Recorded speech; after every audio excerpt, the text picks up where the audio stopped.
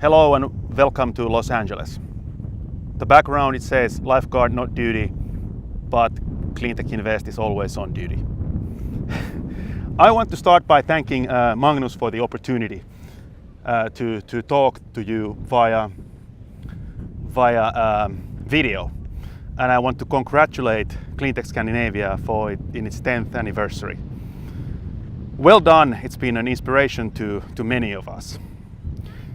Magnus asked me to talk about Cleantech 2.0, and I want to make a few points as a contribution from here.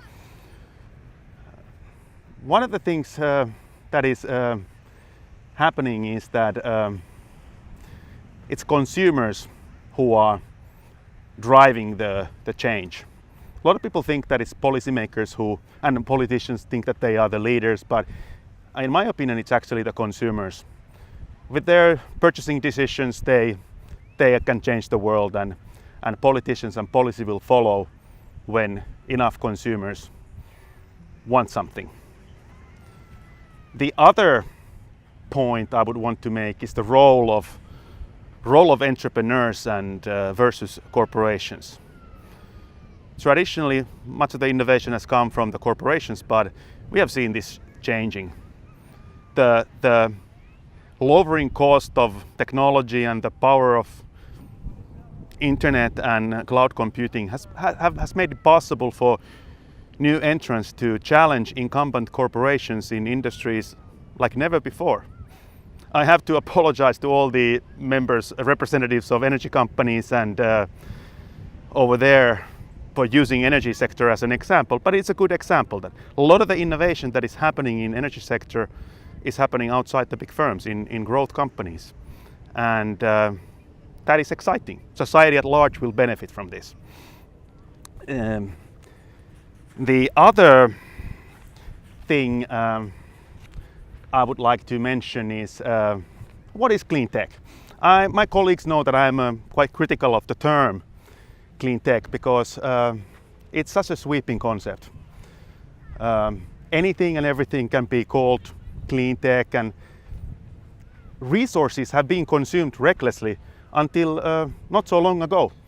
And it's very difficult to think of what technology would not be optimized for its resource and energy efficiency these days. And when you include everything and anything under a concept, it makes it difficult to litigate the point, which is that the transformation comes from radically changing things. And I think many of you would agree that we have seen some radical innovations in this space. How does the future look? At Cleantech Invest, we have chosen Nordism, Nordic cooperation, as a cornerstone of our strategy. For example, we are using outstanding Swedish packaging skills and marketing skills to combine with a very robust Finnish infrastructure technologies.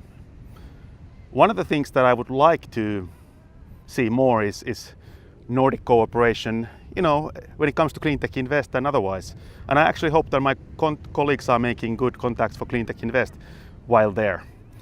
And the Nordic area put together, and this is an interesting thing I can say, being here in California, is really second to none to any other region in the world. I think what we are going to see in the future is that, and in not too distant future, that some very valuable companies will emerge from cleantech growth companies. And I actually believe that we have several of these coming from the Nordic area. And that's what makes this work so rewarding.